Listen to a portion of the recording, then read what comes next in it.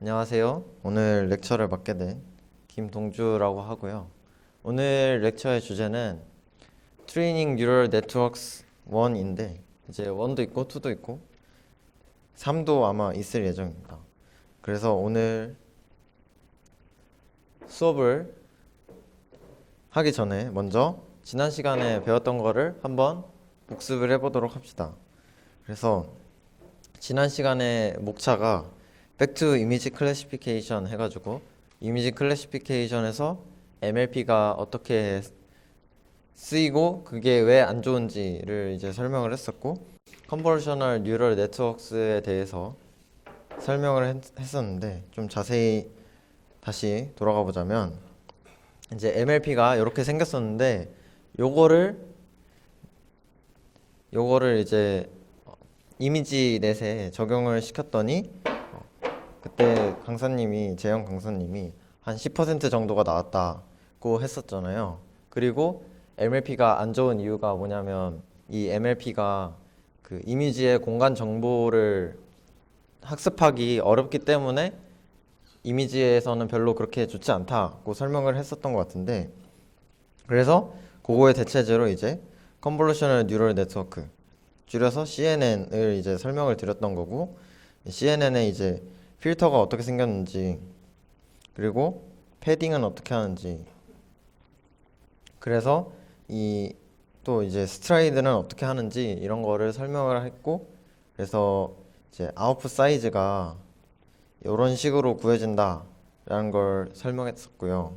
그래서 요 식을 설명하면서 이제 아웃풋이 요 식을 설명하면서 아웃풋이 인풋보다 항상 작거나 같기 때문에 이제 패딩을 설명을 했었었고, 그 다음에 이제 풀링이라고 이 액티베이션 맵을 그 정보를 잘 뽑아내는 친구들로 이제 풀링을 해줬던 그런 거를 설명을 했었고, 이제 그래서 전체적으로 CNN 아키텍처 이런 거를 배웠고, 요거를 한번 케라스로 짜봤었죠.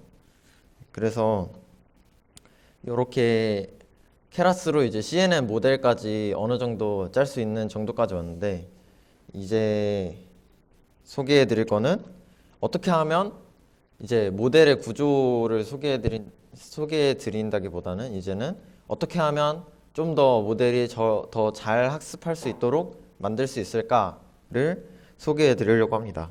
그래서 오늘은 여기 좀 내용이 많은데, 여기 써져 있는 게 많은데 오늘은 여기 위에 세 가지만 할 예정입니다. 그래서 GPU 또는 TPU가 무엇인지, 그리고 어떻게 쓸 수 있는지, 그리고 액티베이션 펑션에는 뭐가 있는지, 여태까지는 이제 시그모이드는 안 좋고 렐로가 무조건 좋다 짱짱맨 하고 썼었잖아요. 그래서 또 렐로 말고도 다른 여러 가지 액티베이션 펑션들이 있는데, 그런 것들은 어떤 좋은 점이 있고 어떤 나쁜 점이 있는지 그런 것들을 설명해 드릴 예정이고, 또 지난 시간인가 지지난 시간에 몇몇 분들이 여쭤봤던 것 같은데, 웨이트 이니셜라이제이션은 어떤 방식으로 진행을 하는지에 대해서 설명을 간단하게 해보려고 합니다. 네, 이런 식으로 오늘 렉처가 진행이 될 거고, 그래서 먼저 GPU에 대해서 이제 설명을 해보도록 할게요. 일단 GPU란 그래픽 프로세스 유닛의 약자인데, GPU랑 반대되는 개념이라고 생각한다면 CPU가 있겠죠. CPU는 C가 센트럴이 약자예요. 센트럴 프로세스 유닛인데, 이제 이 친구는 뭔가 전체적으로 프로세스를 처리하는 거를 담당한다라는 느낌이라면, 이 친구는 뭔가 그래픽적인 그런 거를 담당한다라는 느낌인데, 이름만 봐서는. 근데 이 친구가 CPU랑 다른 점이 무엇이냐라고 하면은, 이제 GPU는 병렬 계산에 특화되어 있다는 점이 그 CPU랑 다른 점입니다.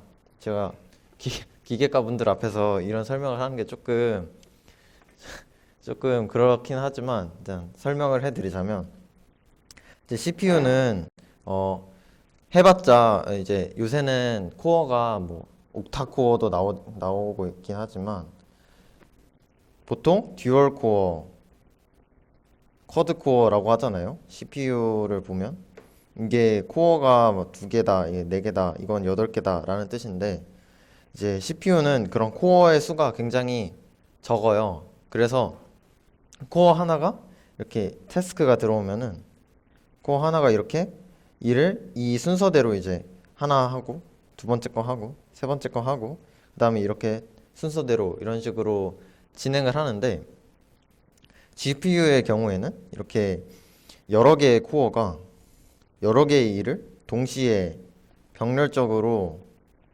처리를 한다는 그런 차이점이 있습니다. 근데 그러면은 GPU가 저희 이 딥러닝 코스에서 GPU를 설명드리는 이유가 뭘까요? 당연히 이 딥러닝은 병렬 계산이 굉장히 중요하기 때문이죠. 여러분이 이전에 CNN을 공부할 때 필터 이렇게 필터 맵이랑 필터랑 이제 이거를 지우도록 하고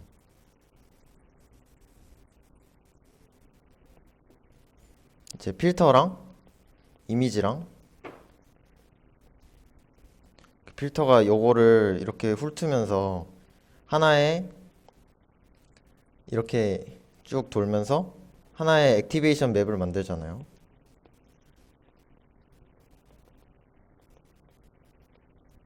근데 저번 시간에도 봤듯이 이제 케라스 모델 그 처음에 만들 때 필터의 개수를 한 64개, 32개 막 그런 식으로 처음에 이니셜라이징을 했었잖아요. 그런 거를 생각해 보면 이제 이미지 하나당 필터가 막 64개 있고 그 다음 CNN 컨볼루션 층도 있으니까 그런 것까지 다 합치면 필터의 개수가 엄청나게 많고 거기에 이제 행렬 계산도 엄청나게 많이 해야 될 텐데 이제 CPU가 그런 거를 일일이 처리하기에는 시간이 조금 많이 오래 걸린다는 거죠. 그래서 실제로 CPU를 사용해서 사이파10을 돌렸을 때는 굉장히 성능이 느리게 나와가지고 한 40초, 50초 그 정도 걸리는데 GPU의 경우에는 이런 행렬 계산을 여러 개의 코어가 한꺼번에 행렬 계산을 수행할 수 있기 때문에 CPU보다 이런 행렬 계산 같은 병렬적인 계산에는 좀 더 좋다는 겁니다. 그래서 CPU는 제가 말씀을 드렸듯이 2개, 4개, 8개 지금 뭐 8개 정도가 엄청 많은 건데 GPU의 경우에는 여기 위에 사진이 있는데 이게 RTX 2080 Ti거든요. 이 친구는 GPU 코어가 무려 4352개가 있습니다. 굉장히 많죠? 아까 CPU는 2개, 4개, 8개였는데 친구는 4352개가 있어서 그래서 GPU는 이렇게 병렬 계산에 좀 더 특화되어 있다라는 점을 말씀드리고 싶었고요. 그래서 실제로 이제 돌린 거를 제가 갖고 왔는데 이게 이제 모델의 구조입니다. 모델의 구조는 간단하게 컨볼루션 층 하나랑 맥스풀링 층 하나랑 플래튼하고 이제 풀리 커넥티드 층 풀리 커넥티드가 아니라 소프트 맥스 층 하나 이렇게 굉장히 간단하게 구성이 되어 있는데 이제 이미지가 들어오면 컨볼루션을 하고 그 다음에 풀링을 하고 그 다음에 요거를 쫙 펴서 소프트맥스로 10개의 클래스로 분류해 준 건데 저희가 예전에 짰었던 모델에 비해서는 굉장히 간단한 구조잖아요. 근데 이 모델을 직접 굴렸더니 이게 CPU를 사용한 거고 이게 GPU를 사용한 겁니다. 이 케라스는 GPU가 존재하면 케라스나 텐서플로우나 GPU를 사용할 수 있으면은 자동으로 이제 GPU를 사용해 주기 때문에 이 위에 거는 이제 그 런타임 설정을 할 때 하드웨어 그 뭐냐 하드웨어 가속기 그거를 논으로 설정해 준 거고, 요거는 GPU로 설정을 해줬더니 이렇게 CPU는 이제 여기 숫자가 잘 안 보이실 것 같은데 47초가 걸렸고요. GPU는 한 에폭당 이제 지금 조건이 똑같은데 GPU는 한 에폭당 10초가 걸렸습니다. 네, 이런 식으로 굉장히 속도 차이가 나는 걸 볼 수가 있죠. 한 에폭당 이 정도인데 만약에 이거를 한 100번 돌린다고 생각해 봅시다. 그러면 GPU에 100번을 돌리면 GPU는 1000초가 걸릴 거고 CPU는 4700초가 걸릴 텐데 3700초면 1시간이에요. 1시간이나 차이가 난다는 거죠. 1시간 맞죠? 1시간이나 차이가 난다는 거죠. 그래서 이 CPU랑 GPU의 속도에는 차이가 있고, 그래서 GPU를 쓰는 것이 낫고, GPU에 대해서도 이제 좀 더 좋은 GPU, 막 GPU 서버를 구축한다고 하는데, 그런 거를 하는 이유가 조금 더 학습을 빨리 시키기 위해서라는 이유 때문입니다. 실제로 요새 나오는 모델들은 학습 GPU를 엄청나게 쌓고도 학습이 굉장히 오래 걸리는 경우가 있거든요. 그래서 제가 듣기로는 XLNet이라고 요새 XLNet 이거 맞나?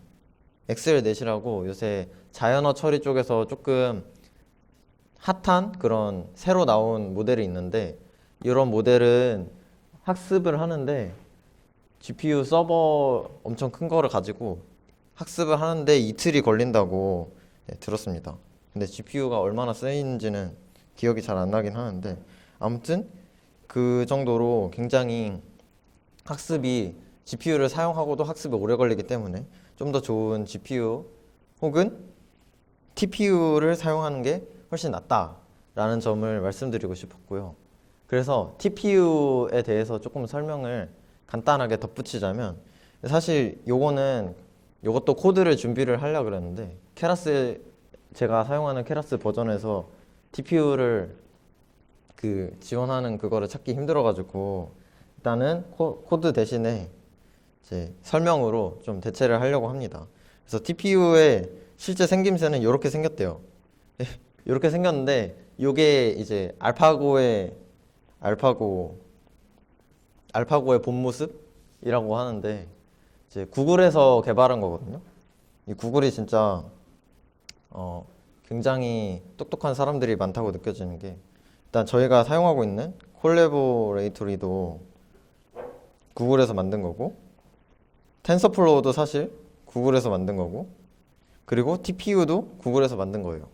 이 정도 되면은 이게 약간 뭐라 그러지? 플랫폼 같은 느낌이고, 요거는 소프트웨어 같은 느낌이고, 요거는 하드웨어 같은 느낌이잖아요. 뭔가 세 가지를 다 가지고 있는 굉장히 엄청난 기업이라고 할 수 있겠죠. 그래서 구글에서 이제 TPU를 개발을 했는데, 이 TPU가 특정한 조건 하에서는 GPU보다 굉장히 10배, 15배에서 30배 정도 빠르다고 해요. 그래서 저도 실험을 해보려고 했는데 안타깝게도 실패했고, 그리고 이 TPU는 물리적으로 이제 제공해 주는 게 아니라 클라우드 상에서 이제 TPU 서버를 열어주고, 그 다음에 그러면 사람들이 와가지고 거기서 TPU를 돌려서 자기의 결과를 받아가고, 이런 식으로 이제 제공이 되거든요. 근데 저희 콜랩에서도 TPU를 사용할 수가 있습니다. 사용을 할 수가 있어요. 여기 자세히 보시면 이게 런타임 유형 변경 거기에 들어가면 나오는 건데, 런타임 유형 변경을 하면 여기 하드웨어 가속기에서 TPU를 선택을 할 수가 있는데, 이게 전 몰랐는데 무료로 제공이 된다고 해요.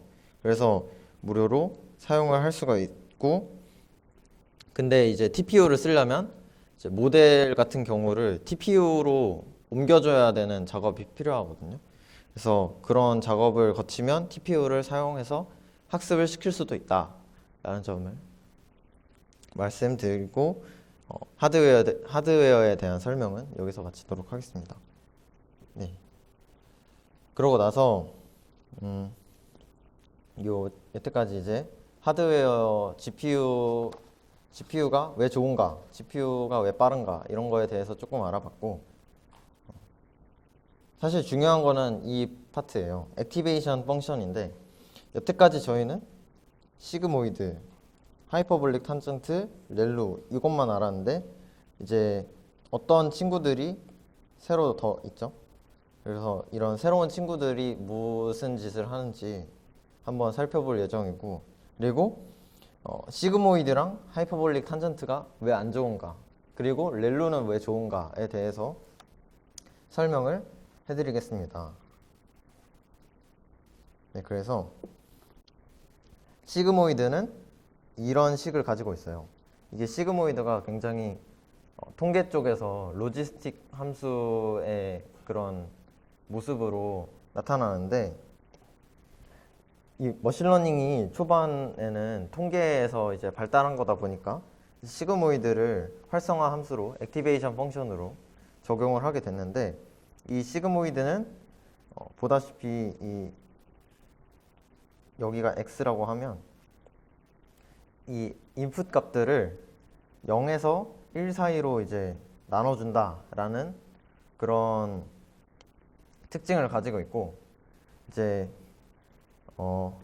여기 굉장히 0에 가까운 부분에서는 이제 이런 부분이 나타나지만 만약에 좀 더 커진다 그러면은 거의 1에 수렴하게 돼 있고 좀 더 작아진다 그러면 0에 수렴하게 돼 있는 그런 특징을 가지고 있습니다. 근데 이런 시그모이드를 초반에는 머신러닝에 이런 시그모이드를 적용을 했었는데 이 시그모이드의 문제점이 세 가지가 있어요. 바로 첫 번째는 이제 그레디언트를 죽이는 거이고 두 번째는 제로 센터드 하지 않다라는 거고 세 번째는 이제 익스포넨셜이 굉장히 컴퓨터에게 계산하기 조금 비싸다라는 그런 문제점이 있다고 합니다. 그래서 좀 더 자세히 설명을 해드리자면 이게 시그모이드 펑션이고 시그모이드의 시그모이드의 미분값을 이제 빨간 점선으로 표시를 한 건데 이 빨간 점선을 보시면 아시겠지만 여기 마이너스 4에서 4 사이에 있는 값이 아니면은 이게 굉장히 작죠? 그레디언트가. 근데 그러면은 무슨 문제가 있냐면 이제 어떤 퍼셉트론이 있다고 합시다. 그림을 좀 잘 그려보도록 하겠습니다. 어떤 퍼셉트론이 있고 이제 이 친구가 시그모이드 펑션으로 이 뒤에서 여기선 좀 너무 가깝네요. 뒤에선 스코어 펑션으로 이 친구한테 값을 주고 이제 시그모이드를 거쳐서 다음 퍼셉트론으로 간다고 생각을 했을 때 이 시그모이드를 이제 이렇게 하나의 퍼셉트론이라고 생각을 했을 때 저희는 이제 백프로파게이션을 배웠으니까 이제 그런 식으로 생각을 해보면 여기에서 색깔을 좀 바꿔볼까요? 여기에서 업스트림 그레디언트가 내려오겠죠? 시그모이드에게 그런 업스트림 그레디언트의 값은 아마 요런 값이 될 겁니다. 시그모이드를 이렇게 가정을 하면 로 L에 시그모이드에 대한 미분값이 이제 내려올 건데 아니죠.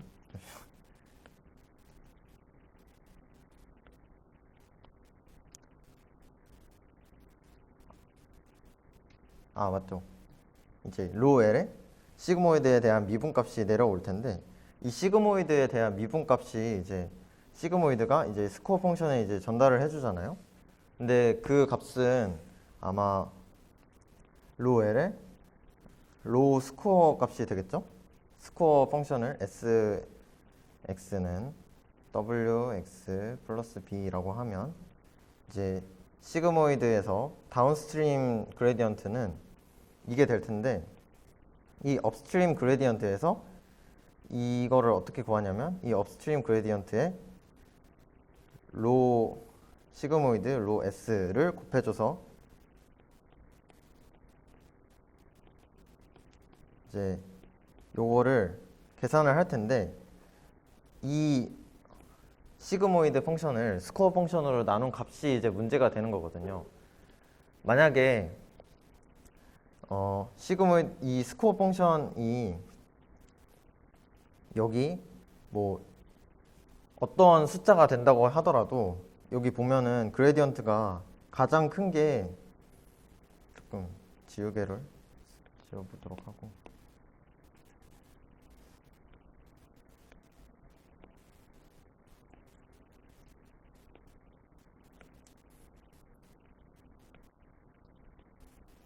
그레디언트가 가장 큰 지점이 지금 0.25 정도 되잖아요.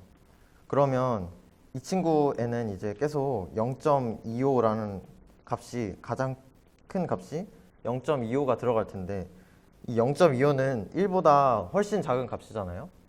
그렇기 때문에 여기 앞에서 전달되어 온 그런 업스트림 그레디언트를 굉장히 줄여주고 있잖아요. 그래서 이게 왜 문제가 되냐면, 이게 가장 커봐야 0.25고 대부분의 경우에는 거의 0과 가까운 수준인데, 그러면 앞에서 전달되어 온 그런 업스트림 그레디언트가 시그모이드 펑션을 지날 때 굉장히 작아지는 그런 현상이 발생을 하게 됩니다. 그렇게 되면 무슨 문제가 생기냐면, 이 뒤에 가서 스코어 펑션에 가서 이제 이 친구가 W를 업데이트하고 싶어 해요. 근데 W를 업데이트하고 싶어 해서 업스트림 그레디언트를 받았더니 굉장히 작은 값이 내려와서 W의 업데이트가 잘 안 되는 거죠. 그렇기 때문에 이런 문제점이 있기 때문에 시그모이드 펑션은 이제 그레디언트를 죽인다라고 하는 거고, 이런 그레디언트를 죽이는 성질이 있기 때문에 시그모이드 펑션을 쓰면 학습이 잘 안 되는 겁니다. 그래서 이런 시그모이드 펑션은 이런 문제점이 하나 있고요. 그리고 제로민 프로블럼이 있는데, 이건 뭐냐면 아까 시그모이드 펑션의 생김새가 요랬잖아요. 근데 이 친구가 보시다시피 양수예요, 다. 시그모이드 펑션은 무조건 0보다 크다 라는 그런 점이 있는데, 이게 왜 문제가 되냐면, 만약에 인풋이 전부 다 양수라고 칩시다. x가 다 0보다 크다라고 한다면, 그러면 이제 그레디언트를 구할 때 로 L의 로 W는 시그모이드를 W로 미분한 값에다가 이제 로 시그모이드, 이제 이게 업스트림 그레디언트고, 조금 더 세분화를 하자면 요거는 지우개로 지웁시다.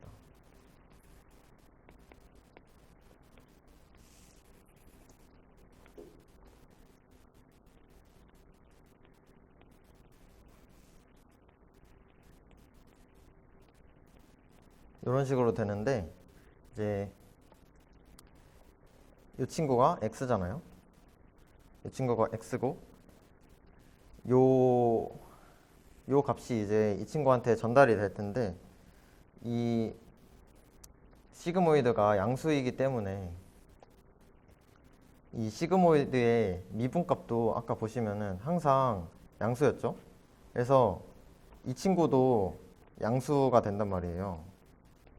그러면은 만약에 그레디언트가 이제 전달이 된다면, 이제 로 L, 로 시그모이드 펑션의 부호가 무엇이냐에 따라서 이제 로 L, 로 W의 값이 음수가 되냐 양수가 되냐가 결정이 될 텐데, 문제는 뭐냐면 이 친구가 양수고 이 친구도 양수기 때문에, 만약에 이 친구가 어떤 특정한 값으로, 이를테면 플러스 부호로 정해졌다고 칩시다.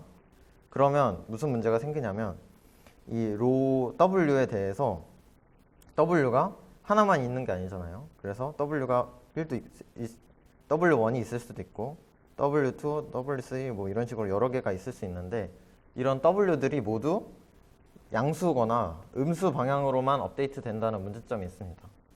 이게 왜 문제가 되냐면요. 만약에 W가 양수나 음수 방향으로만 업데이트가 된다면 이제 W 딱 두 개로만 설명을 한번 해드릴게요. 이렇게 W1이랑 W2에 좌표 평면이 존재한다면 W1이랑 W0는 요 지점에서만 요 벡터가 둘 다 양수인 방향으로 가거나 둘 다 음수인 방향으로 가겠죠. 그래서 0에서 시작한다고 가정을 했을 때 여기가 뭐 0이 아니더라도 여기서 시작한다고 가정을 했을 때 만약에 이 친구가 가장 이상적인 W가 이 좌표평면 상에서 이러한 벡터 맵이 된다고 이러한 벡터가 된다고 치면은 만약에 이 친구가 양수나 음수 방향으로만 움직이면 얘는 이쪽으로 갈 수가 없잖아요. 왜냐하면 양수나 음수 방향으로만 업데이트가 되기 때문에 한쪽이 양수고 한쪽이 음수인 방향으로 움직일 수가 없기 때문에 얘는 아마 이런 식으로 업데이트가 될 겁니다. 노란색이 잘 안 보이네요.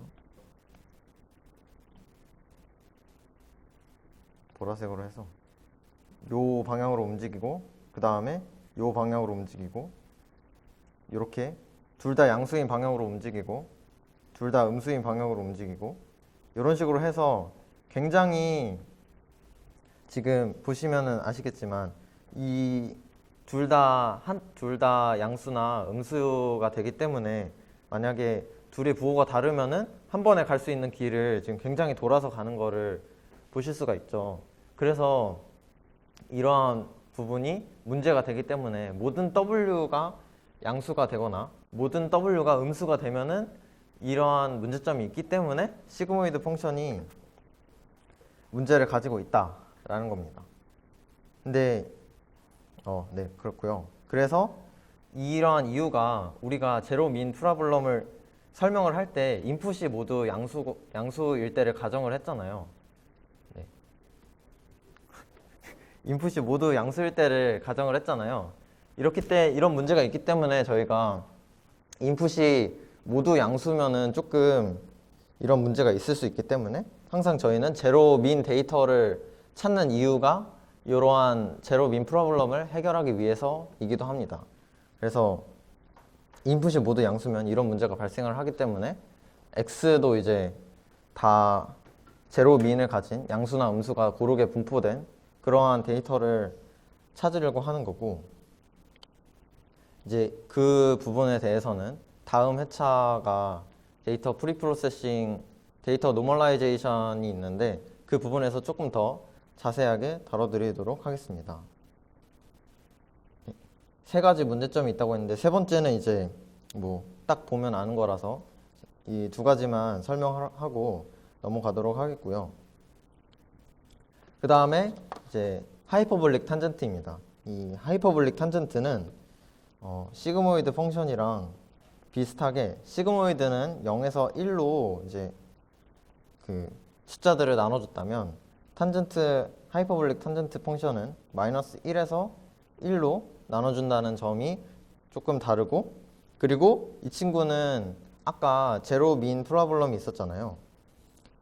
근데 이 친구는 함수 자체가 제로 센터드가 돼 있기 때문에 이러한 문제점에서 조금 자유롭다라는 점이 있는데, 문제는 여전히 그레디언트가 요 부분이나 요 부분에 가면 거의 0에 가까워지기 때문에 여전히 그레디언트가 죽는다는 단점이 있습니다.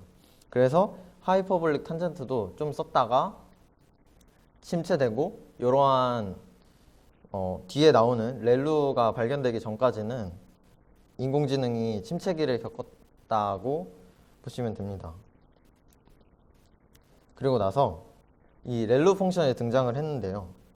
렐루는 2012년에 제가 저번에 알렉스넷이 몇 년도인지 깜빡하고 설명을 안 드렸었는데 알렉스넷이 2012년도에 처음으로 나왔거든요. 네, 2012년도에 알렉스넷에서 이 렐루 펑션을 사용을 했어요. 이 렐루 펑션을 사용을 하면서 이 알렉스넷에서 렐루 펑션을 사용을 하면서 그 다음에 이 렐루 펑션이 확 뜨게 됐고 그때부터 이제 인공지능의 급속한 발전이 이루어졌는데 이 렐루 펑션은 현재도 이제 자주 사용하고 있고 뭐 그런 말이 있어요. 안 되면 그 액티베이션 펑션은 일단 렐루로 해놔라 라는 그런 말이 있는데 그런 말이 있을 정도로 렐루는 이제 대체적으로 제너럴하게 잘 쓰이고 있고 잘 들어맞는 그런 펑션입니다. 그래서 이제 렐루는 가장 널리 사용되는 액티베이션 펑션이라고 볼 수 있겠는데 렐루의 장점이 세 가지가 있어요. 먼저 그레디언트를 죽이지 않는다. 플러스 양수 지점에서는 그레디언트를 죽이지 않는다는 장점이 있고 계산이 굉장히 편하죠. 맥스 펑션이니까. 아까 시그모이드에 그 익스포넨셜이 들어갔었잖아요.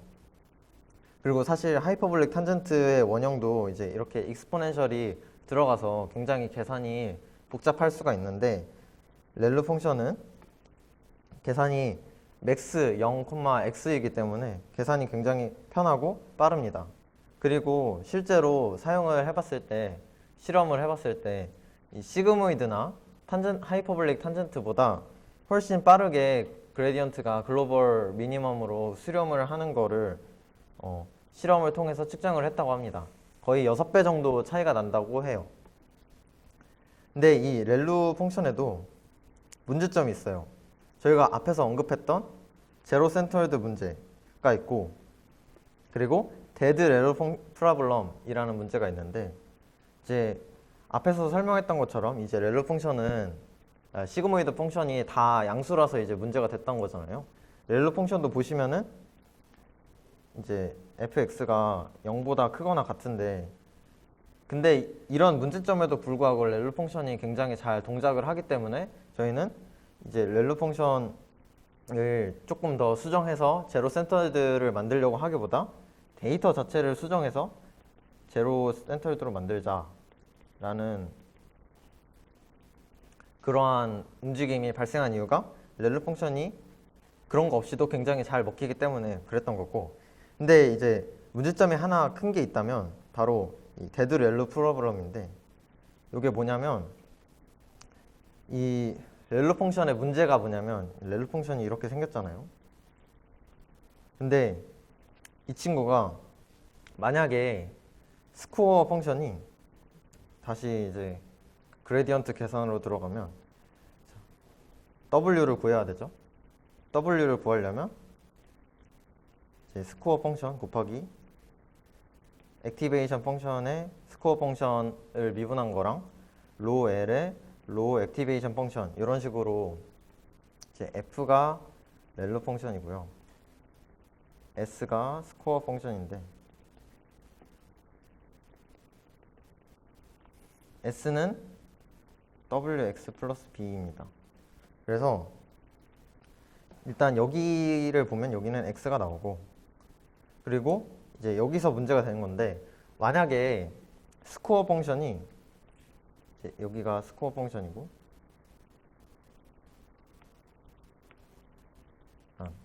이 친구를 잠깐 지워보도록 할게요. 그래서 이렇게 좌표평면이 있으면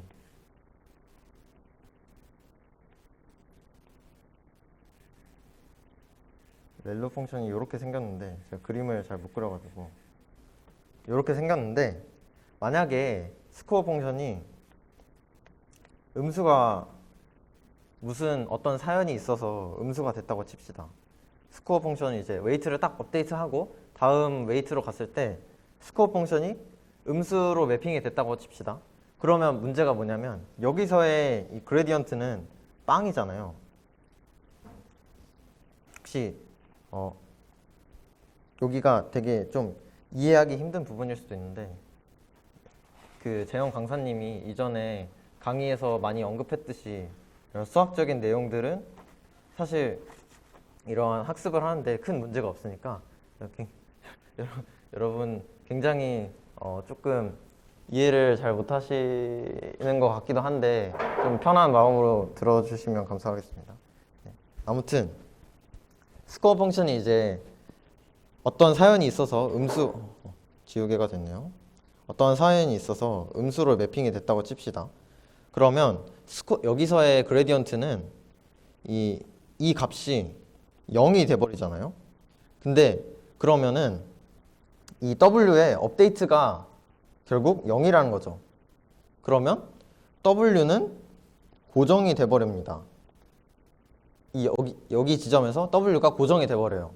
그러면 인풋 값도 뭐 여기 뒤에 전달되는 그레디언트가 있겠지만 그 그레디언트를 통해서 만약 업데이트를 시키고 했다고 하더라도 인풋 값이 뭐 거의 변하지 않고 들어올 텐데 그렇게 되면은 무슨 문제점이 생기냐면 이 스코어 펑션이 이 음수 지역에 갇혀버려요. 그래서 W가 고정이 되기 때문에 스코어 펑션이 여기에서만 놀아요. 아니 그냥 이 점에 짱 박혀 있어요. 여기서 이제 움직이질 않는 거죠. 왜냐하면 이 그레디언트를 계산했더니 0이 나오네. 얘를 학습하려고 했더니 0을 곱해준 값을 빼니까 학습을 하면 계속 0만 더하고 있잖아요. 그렇기 때문에 학습이 아예 안 되는 거죠. W가 안 바뀌는 거죠. 그렇게 안 바뀌면 무슨 문제가 생기냐면 여기서 이제 계속 0이 돼버리기 때문에 이 뒤에 전달되는 값도 다 0이 돼버리고 여기에 들어가는 값도 0이 돼버리기 때문에 학습이 아예 진행이 안 된다. 그래서 여기에 있는 이 렐루 펑션은 죽어버렸다라는 표현을 쓰거든요. 그래서 렐루가 다이 뭐 이런 식으로 데드 렐루 이런 식으로 표현을 하는데 이렇게 죽어버리면 더 이상 업데이트가 되지 않고 이제 이 친구가 소생될 가능성이 제로이기 때문에 이러한 문제점이 이제 렐루의 근본적인 문제점입니다. 네. 그러면 데이터셋에 따라서 데드 렐루 프로그램이 안 생길 수도 있는 x 값이 좀 다양하게 분포되어 있으면 안 같이 있는 거예요? 네, x 값이 다양하게 분포가 돼 있어도 만약에 이게 왜 문제가 되는 거냐면 만약에 다양하게 분포가 돼 있어도 러닝 레이트를 조금 크게 해서 W가 한 번에 좀 많이 움직였다고 치면은 x 값이 뭐든 간에 W가 엄청나게 음수로 가버린다거나 하면은 이제 스코어 펑션이 음수로 매핑이 돼버릴 수가 있거든요. 그런 식으로 x 값이 좀 다양해도 그런 문제가 렐루가 이제 여러 개가 있으니까 하나쯤은 이런 문제가 발생을 하거든요. 그래서 이제 이런 데드 렐루가 문제가 되는 건데 그래서 이런 문제점을 해결하기 위해서 여러 가지 렐루의 변형된 버전이 나왔어요. 물론 이런 문제점이 있어도 렐루 펑션을 써도 굉장히 여전히 학습이 잘 되고 그런 학습을 시키다 보면은 여러분이 만약에 그 렐루 펑션에 대해서 웨이트를 이제 다 계산을 해가지고 모든 레이어의 웨이트를 계산해가지고 웨이트를 한번 출력을 해보면 이제 웨이트가 이렇게 나오거든요. 이런 히스토그램으로 하면 여기가 0이고 여기가 플러스 지점인데 이제 웨이트가 아예 업데이트 안 되는 지점으로 이렇게 가버리는 경우가 있기 때문에 이러한 W를 여러분들이 많이 관찰을 하실 수가 있어요. 그래서 이런 렐루는 이런 문제가 있기 때문에 여러 가지 이런 변형된 버전이 있는데 리키 렐루라는 게 있어요. 요거는 뭐냐면 0.01x, x, max 0.01, x인데 요거는 이런 식으로 생겼죠. 이런 식으로 생겼는데 이게 렐루에서 어떠한 장점이 있냐면 일단 렐루는 아까 여기 들어가 버리면 그레디언트가 빵이 돼서 아예 죽어버리는 그런 현상이 있었는데 리키 렐루는 여기에 들어가도 지금 그레디언트가 0.01로 남아있잖아요. 그래서 뭔가 적어도 이 친구가 이렇게 소생될 가능성이 있다라는 점이 이 친구의 장점이고 그리고 이 친구가 자세히 보시면은 자세히가 아니라 이 친구가 보시면은 이제 아까 렐루 펑션이 제로 센터드 하지 않아서 문제가 된다고 했었잖아요. 근데 이 리키 렐루는 완전히 제로 센터드 한 건 아니지만 적어도 이제 그 음수랑 양수의 분포가 어느 정도 고르게 있기 때문에 그러한 문제를 어느 정도 해결할 수 있다는 장점이 있습니다. 그럼에도 불구하고 이런 리키 렐로를 막 렐로처럼 무조건 써라 이런 게 아닌 이유는 이 친구가 이제 뒤에 가면은 굉장히 그레디언트가 커지기 때문에 음수의 극단 쪽에서 문제가 발생을 하는데 그런 문제가 있어가지고 아마 사용을 하지 않는 걸로 알고 있어요. 저도 자세히는 모르지만 이제 리키 렐로가 그러한 문제점이 조금 있을 수 있다라는 점이고 이제 여기서 사람들이 좀 아이디어를 받아서 이 리키 렐로를 만들었을 때는 0.01이라는 파라미터를 곱했잖아요. 근데 이제 생각을 하게 된 거죠. 아, 그러면 여기 x 앞에 있는 파라미터를 얘도 w나 b처럼 업데이트 시키면 어떨까라는 창의적인 생각을 하는 거죠. 그래서 p 렐로라는 건 뭐냐면 파라메틱한 렐로라는 뜻인데 이 알파를 이 맥스 알파 x 알파 곱하기 x x 이런 식으로 돼 있는데 이 알파도 파라미터로 지정을 해서 처음에 이니셜라이징을 하고 계속 이 알파를 업데이트 시키는 식으로 하는 그러한 액티베이션 펑션도 존재합니다. 이거는 자세히 써보지 않아서 금방 그냥 이런 것도 있다고 설명을 해드리고 넘어가도록 할게요. 그 다음은 이제 ELU라는 건데 얘도 이제 렐루의 그 확장판인데 이 친구는 0보다 작을 때 이 익스포넨셜이 들어가서 여기서 익스포넨셜하게 이렇게 간다는 장점이 있어요. 그래서 이 ELU가 렐루와 리키 렐루의 이제 중간 다리 부분을 맡고 있는데 이제 이 친구의 단점이 하나 있다면 아까 말했듯이 익스포넨셜이 들어가기 때문에 계산이 조금 복잡할 수 있다는 점이 단점이 되는데 이제 생각이 났네요. 이제 ELU의 장점이 뭐냐면 노이즈에 조금 강하다라는 점이거든요. 이제 리키 렐루의 경우에는 이제 음수 방향으로 이렇게 쭉 뻗어갔기 때문에 만약에 트레이닝 데이터에 노이즈가 있으면은 노이즈가 이제 음수값으로 치중돼 있으면은 그 노이즈를 굉장히 잘 학습하게 되는 경우가 있어요. 근데 리키 렐루랑 다르게 이 ELU 같은 경우에는 음수값으로 가도 이 친구가 그렇게 큰 값으로 가지 않고 그레디언트도 굉장히 0에 가까운 지점으로 작기 때문에 노이즈가 있어도 이제 괜찮게 돌아간다라는 그런 장점이라고 하는데 사실 저도 이 노이즈에 강하다라는 게 장점이 왜 되는지는 자세히 모르겠는데 논문을 봤는데 이제 ELU가 렐로랑 리키 렐로보다 이제 학습 성능이 좋다는 논문을 냈었더라고요. 그럼에도 불구하고 많이 사용하지 않는 이유는 렐루는 이제 계산을 굉장히 빠르게 하지만 ELU의 경우에는 계산이 조금 느릴 수 있다라는 점 때문에 많이 사용을 하지 않는 것 같고 이제 그 다음은 맥스 아웃이라는 요거는 액티베이션 펑션이라고 하기보다 하나의 뉴런이라고 보시면 될 것 같은데 이 뉴런을 값을 집어넣을 때 저희가 렐루를 다시 한번 보자면 렐루는 맥스 0,x였잖아요. 근데 요거를 조금 더 자세히 풀어보자면 렐루에 결국 들어가는 값은 스코어 펑션이니까 fs라고 하면 x라고 하면 렐루는 0,wx 잠시만요.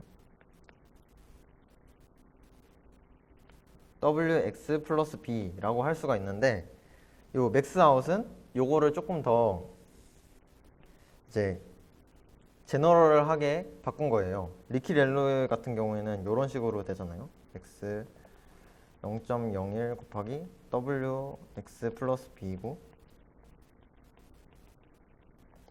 이런 식으로 되는데 이 맥스 아웃은 이 0.01을 곱한 w랑 0.01을 곱한 b를 그냥 요거를 이제 W1, B1이라 하고 여기 뒤에 있는 거를 W2, B2라고 해서 각각 업데이트 시키는 식으로. 그래서 W1도 업데이트가 되고 WB도 업데이트가 돼서 이 두 가지 중에 하나를 골라가지고 가는 식으로 논리니어리티를 구상을 했고, 그리고 이러한 점이 이제 렐루랑 리키렐루를 제너럴하게 바꿨다라는 점에서 이제 여기 제너럴라이즈 렐루스라고 썼고요. 근데 이게 문제가 뭐냐면 보시다시피 원래는 W랑 B 하나씩만 있으면 됐는데 이 맥스아웃을 쓰면은 W가 W1, 2가 되고 B가 B1, 2가 되니까 결국 파라미터가 2배로 늘어나는 거잖아요. 학습을 이제 2개를 다 시켜야 되니까 만약에 똑같은 뉴럴 넷을 돌리더라도 학습이 굉장히 오래 걸리는 단점이 있고 학습하는데 소요되는 연산량이 굉장히 많아진다는 그런 단점이 있습니다. 이게 지금 굉장히 작은 뉴럴 네트워크에서는 크게 문제가 되지 않지만은 저희가 저번 시간에 계산을 했을 때 CNN이나 MLP나 조금만 더 깊어지면은 파라미터의 양이 굉장히 많아지잖아요. 그런 문제가 이 친구는 파라미터의 양이 그런 굉장히 많아지는데도 이 맥스아웃을 쓰면 그게 2배가 돼버리기 때문에 거기에 곱하기 2를 하면 상상을 초월할 정도로 많은 파라미터가 존재해 버리기 때문에 이러한 맥스아웃 펑션은 그런 파라미터가 많아지는 문제 때문에 이제 여러분들이 자주 사용하지 않고 렐루를 여태까지 사용해 왔던 겁니다. 그래서 못 쓸까요? 라는 질문을 여러분들이 하실 수 있어요. 제가 이렇게 앞에서 열심히 조금 부족하지만 수학적인 내용을 가지고 열심히 설명을 했는데 그래서 못 쓸까요? 라는 대답에는 이런 식으로 요약을 해드릴 수 있을 것 같아요.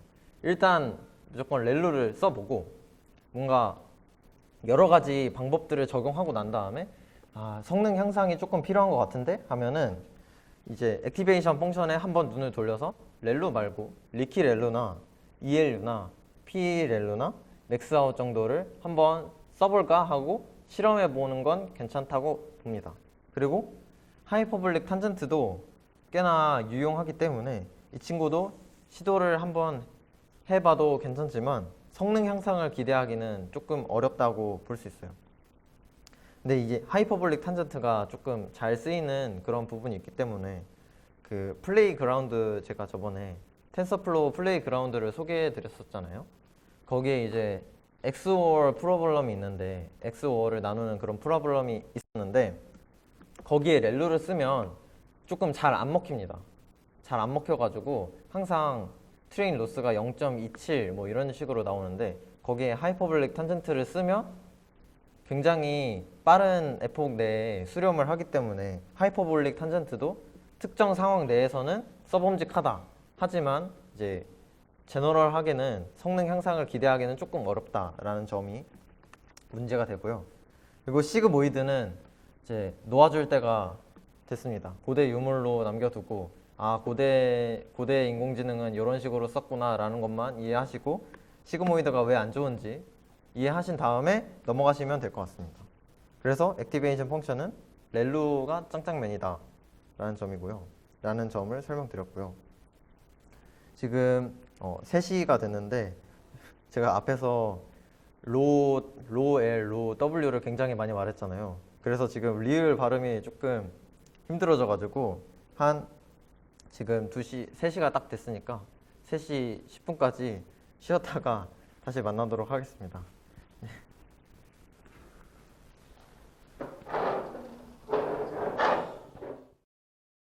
이니셜라이제이션으로 넘어가도록 하겠습니다. 네.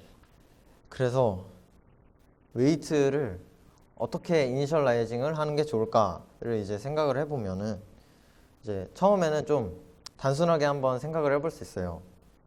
웨이트는 다 0으로 이제 이니셜라이즈를 해볼 수가 있겠죠?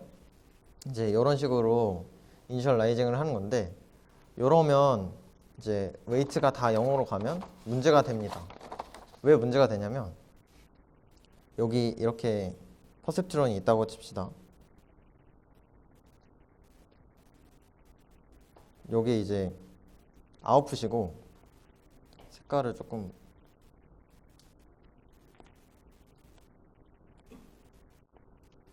이 아웃풋 여기 인풋 그리고 여기가 히든 레이어가 되겠죠.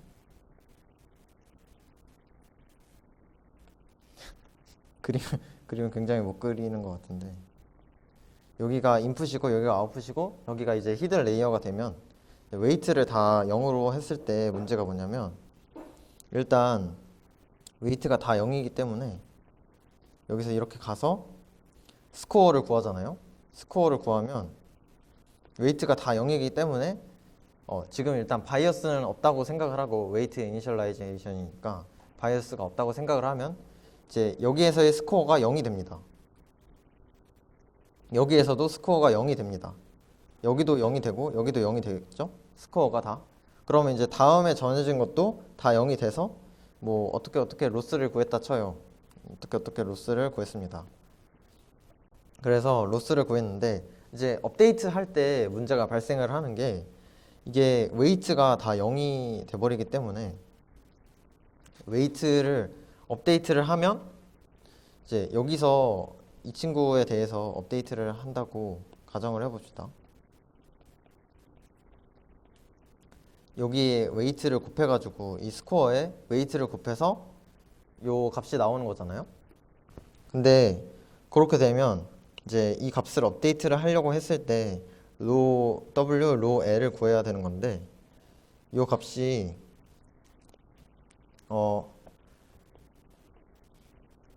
이제 로 스코어 곱하기 로 스코어에 이런 식으로 되잖아요. 근데 이 스코어 펑션이 지금 여기에 들어가는 값이 이제 그 뒤에서 전달된 인풋인데 그 뒤에서 전달된 인풋이 지금 다 0이잖아요. 그래서 다 0이기 때문에 이게 0이 돼버립니다. 그래서 얘가 학습이 0이 더해져 버려가지고 학습이 안 돼요. 그렇게 되면 이제 그 문제가 발생을 하는데 그러면 이제 뒤에로 체인 룰을 통해서 뒤에 이제 다운스트림 그레디언트를 전달할 때도 여기 W에도 마찬가지 상황이 발생을 해가지고 웨이트가 다 0이 되어가지고 학습이 안 되는 그런 결과가 발생을 하게 되는데 웨이트를 이제 다 0으로 해버리면 이런 문제가 발생을 하기 때문에 웨이트를 다 0으로 하는 방법은 안타깝게도 리젝이 됐습니다. 리젝이 됐고 그러면 이제 다른 방식을 생각을 해볼 수가 있겠죠.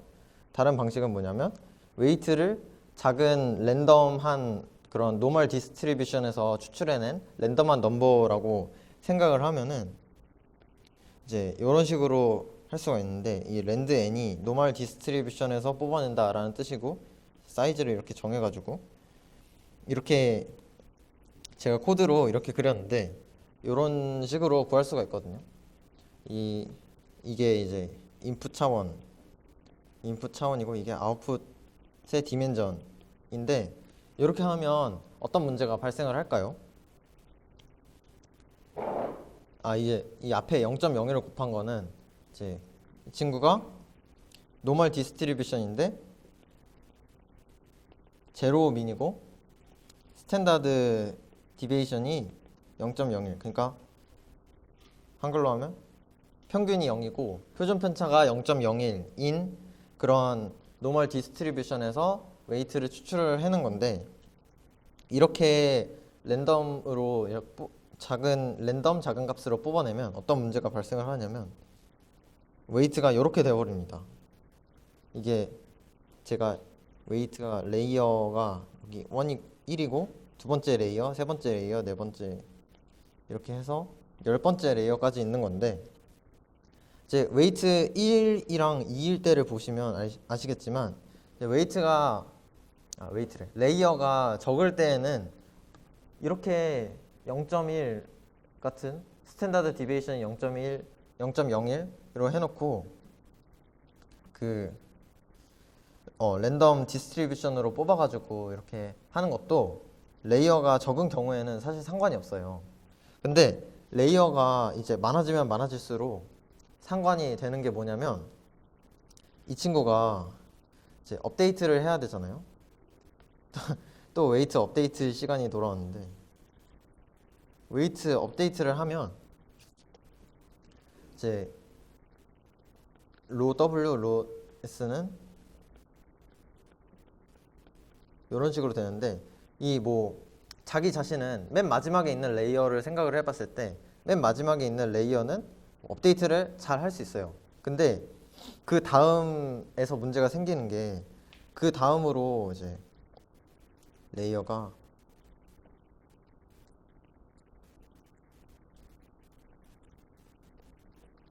이렇게 있다고 치면은 여기에서는 업데이트가 잘 될 수 있는데 여기에서 여기로 넘어갈 때가 문제가 생깁니다. 여기에서 여기로 넘어갈 때 어떤 문제가 생기냐면 여기에서 여기로 넘겨주는 값은 결국 이것도 로의 로 스코어잖아요. 요 값에 있는 이제 스코어 펑션에 대한 요 값에 있는 이제 스코어 펑션에 대한 미분값을 넘겨주는 건데 그렇게 하려면 여기서 전달된 이 스코어 펑션에 대해서 이제 미분을 해가지고 넘겨주는 건데 이런 식으로 넘기게 되면 여기에 이제 이거를 구할 때 내장지가 와가지고 잠시만요. 요거를 구할 때 이제 로 스코어 로 x를 구해가지고 잠시만 복잡하게 하지 말고 간단하게 설명을 해드릴게요. 그래서 이제 간단하게 하면은 퍼셉트론 하나라 칩시다. 그래서 여기서 이제 x라는 인풋이 들어갔고 여기에 이제 wx 플러스 b를 스코어라 해서 보내가지고 얘는 다운스트림 그레디언트로 ws, wl을 받았어요. 그러면 여기 있는 웨이트는 어떻게 업데이트를 하냐면 웨이트는 w, 웨이트, w, 로우를 구해서 이 w 여기 업스트림 그레디언트에다가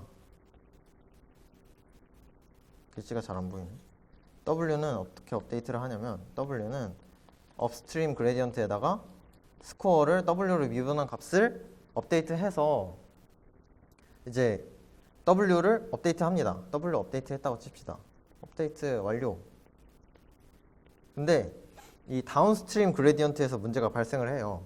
여기서 이제 s를 줬을 때 로 L, 로 S를 받았으니까 여기서 이제 x를 줬을 때 로 L, 로 X를 전달해줘서 이제 여기에 있는 x가 뭐 여기서는 다른 wx, wb로 나타내지겠죠?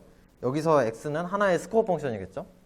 여기서의 x는 여기서는 이제 x가 인풋 값이겠지만 여기서는 하나의 스코어 펑션이라고 볼 수 있는데 그래서 로 L, 로 X를 전달을 할 때 문제가 뭐냐면 로 L, 로 X를 전달을 하려면 이것도 이제 체인로를 통해서 전달을 하는데 그러면 로 L, 로 X는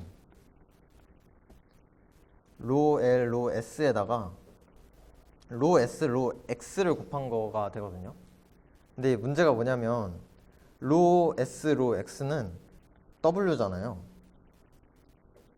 혹시 여기까지 여기 뒤에가 헷갈리니까 뒤에를 그냥 없다고 생각하고 여기만 딱 이 퍼셉트론에만 집중해서 한번 봅시다. 그래서 이 친구는 S를 전달해주고 로 L, 로 S를 받았죠.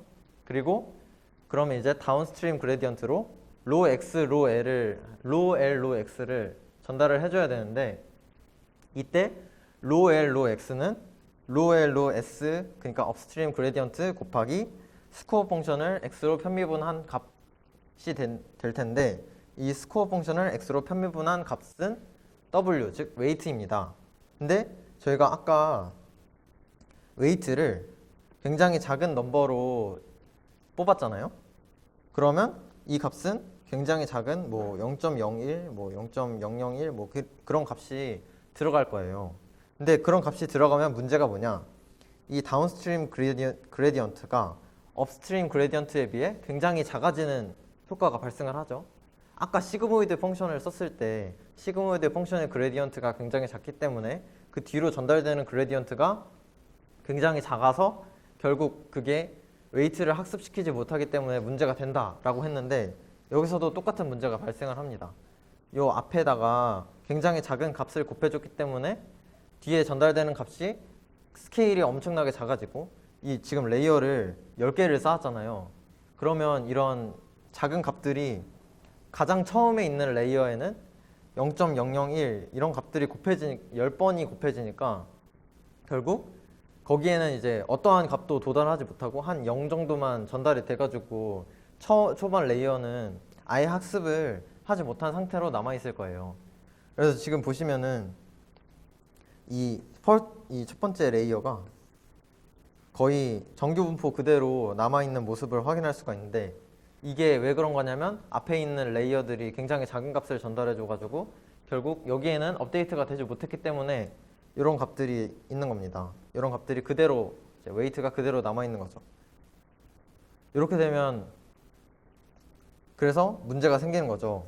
앞에 있는 값들이 업데이트가 안 되니까 결국에는 학습이 더뎌지고 그렇게 되면은 저희가 원하는 결과를 빠르게 얻기 힘들기 때문에 이러한 문제가 있기 때문에 웨이트를 작은 숫자들로 0에 가까운 작은 숫자들로 추출해내는 거는 문제가 됩니다. 그런 문제가 있는데 그럼 이제 웨이트를 작은 값으로 했으니까 문제가 되는 거 아닐까? 해가지고 큰 값으로 할 수도 있어요. 아까는 미니 평균이 0이고 스탠다드 디베이션이 0.01이었는데 요거를 1로 바꿨을 때는 어떤 일이 일어날까? 한번 살펴보았더니 요런 현상이 발생을 합니다. 요런 현상이 발생을 하는데 참고로 말씀드리자면 요거는 이제 하이퍼볼릭 탄젠트를 이용해서 액티베이션 펑션을 구상을 한 거고 요런 현상이 발생하는데 요런 웨이트가 굉장히 큰 숫자로 가면은 이제 어떻게 되냐면 마이너스 1과 1 마이너스 1 또는 1로 가버려요. 근데 그러면 문제가 어떤 문제가 생기냐면 탄젠트 하이퍼볼릭 탄젠트를 생각을 해봤을 때 이 웨이트가 마이너스 1이나 1로 가면은 이제 인풋 값이 조금만 큰 게 들어와도 이제 바로 여기로 가버리는 그런 현상이 발생을 하죠. 인풋 값이 조금만 크면 스코어 펑션이 이렇게 되니까 이 값이 1보다 클 확률이나 1보다 클 확률이나 그러니까 이 값이 마이너스 1에서 1 사이에 있을 확률이 굉장히 그쵸. 여기 이 값이 큰 값이 되거나 작은 값이 될 확률이 더 높아진다는 걸로 볼 수가 있는데 해석을 할 수가 있는데 그렇게 되면 여기서의 그레디언트가 굉장히 작기 때문에 학습이 더디고 결국 얘네도 여기에 멈춰버린다라는 그런 단점이 있을 수 있습니다. 그래서 웨이트를 이렇게 크게 하면은 이런 문제점이 있을 수 있기 때문에 웨이트를 크게 하는 것도 별로 선호되지 않고 대신에 이제 자비에르 이니셜라이제이션이라는 방법이 있어요. 이게 요새 많이 사용하는 건데 뭐냐면 이제 랜덤 노멀 디스트리뷰션에서 추출을 하는데 거기에다가 이제 인풋 사이즈의 스퀘어 루트를 곱해가지고 나눠줘가지고 이제 루멀 디스트리뷰션으로 추출을 한 건데 그렇게 되면 여기 밑에 보시면은 웨이트가 굉장히 잘 퍼져 있는 거를 보실 수가 있거든요.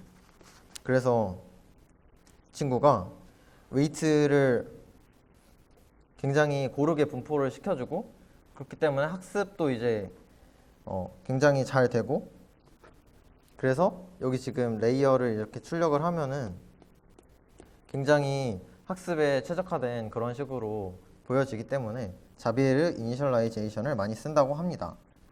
사실 이 웨이트의 이니셜라이제이션은 뭔가 이거를 그대로 따라 해봤을 때 이렇게 똑같이 안 나올 수도 있어요. 왜냐하면 그거는 이제 학습의 문제니까 이렇게 똑같이 안 나올 수도 있는데 제가 요거를 굳이 이제 들고 와서 설명을 해드린 이유는 그냥 사실 여러분의 그 케라스 모델에는 웨이트 이니셜라이제이션을 웬만하면 다 자비에르 이니셜라이제이션이나 뭐 아무튼 요새 개발된 최신 그런 좋은 이니셜라이제이션 모델들이 있는데 그러한 걸로 다 업데이트를 시켜주는데 이제 0이나 1이나 뭐 0.01 같은 0에 가까운 숫자들이나 큰 숫자들이나 이런 걸로 이니셜라이즈 하면은 안 좋다. 그리고 자비에르 이니셜라이제이션을 하면 좋다라는 거를 설명드리기 위해서 갖고 왔고요. 사실 이 수학적인 배경은 저도 이제 잘 이해를 못했기 때문에 그냥 자비에르 이니셜라이제이션이 좋다라는 것만 알아두고 계시면 좋을 것 같습니다. 그래서 아마 이거를 다 쓰고 있을 거예요.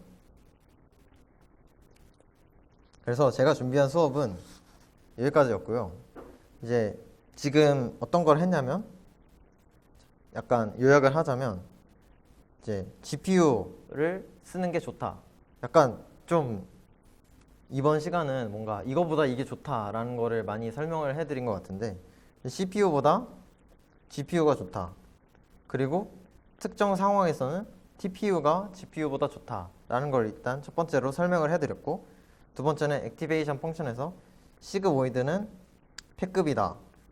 그리고 탄젠트 H 하이퍼볼릭 탄젠트는 시도해 볼만하다. 렐루가 좋다. 그리고 렐루의 변형들, 렐루 친구들을 한번 실험해 보면 좋을 것 같다. 그리고 렐루가 제로 센터드 하지 않기 때문에 이제 렐루를 그대로 사용하되 데이터 자체에서 제로 센터드한 방식으로 하는 방향으로 이제 저희가 갈 거고 그래서 다음 시간에는 데이터를 이제 지금 제로 센터드하게 만들어주는 방식이나 노멀라이즈하게 만들어주는 방식이나 그런 거를 배울 거라는 거를 미리 소개를 해드렸고요. 그리고 웨이트 이니셜라이제이션은 0이나 0에 가까운 숫자, 뭐 1에 가까운 숫자 이런 식으로 하면 1에 가까운이 아니라 그냥 큰 숫자 이렇게 하면 안 좋고 자비에르를 쓰면 좋다 라는 거를 간단하게 설명을 해드렸습니다. 그래서 다음 시간에는 이런 아까 말씀드렸던 데이터를 어떻게 노멀라이제이션 할 수 있을까 라는 거랑 배치 노멀라이제이션이라는 걸 배울 거고 그리고 하이퍼 파라미터를 튜닝할 때 어떤 방식으로 설치를 할 것인가 하이퍼 파라미터 어떻게 더 좋은 하이퍼 파라미터를 찾을 것인가 라는 방법론에 대해서 설명을 해드릴 거고 그 다음 시간에는 옵티마이저의 종류랑 그게 왜 좋은지 그리고 어떤 옵티마이저를 많이 쓰는지에 대해서 설명을 해드릴 거고 레귤러라이제이션에는 어떤 방식이 있는지에 대해서 조금 더 예전에 했던 것보다 자세하게 설명을 해드릴 예정입니다. 네, 오늘 제가 준비한 렉처는 여기까지고요. 이제 한 10분간 쉬었다가 재현 강사님의 코딩 실습이 코딩 컨테스트가 있겠습니다. 감사합니다.